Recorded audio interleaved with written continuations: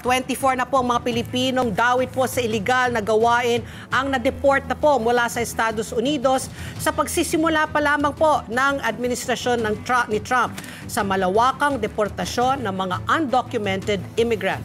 Ibinunyag po ni Philippine Ambassador to the United States, Jose Manuel Romualdez, ng unang grupo po ng mga Pilipino na pinaalis po sa ilalim ng mahigpit na pulisiya ng bagong administrasyon ay binubuo po ng mga individuals na inaakusan po ng mga minor offense.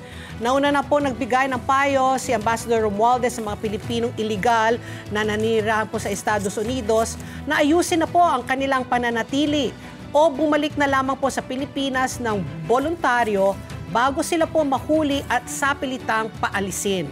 Pinayuhan rin niya ang mga Pilipinong meron namang legal na paraan para makakuha ng tamang status sa Amerika at kumonsulta sa mga immigration lawyer.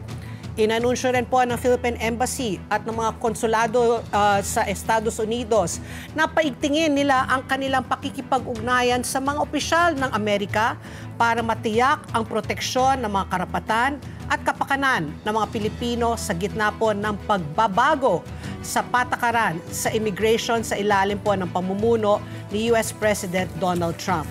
Tiniyak po ng embahada at ang mga consulate na magpapatuloy sila sa pagbibigay ng mga serbisyong konsular sa lahat po ng mga Pilipino, anuman po ang kanilang migration status. At sinabi rin po ng embahada na lahat po ng mga Pilipino sa Amerika ay may mga karapatan, anuman ang kanilang status sa imigrasyon. At inihag po ng Department of Migrant Workers noong Nobyembre na tutulong ito sa mahigit po sa 300,000 na mga undocumented na Pilipino sa Amerika na maaari pong ma-deport.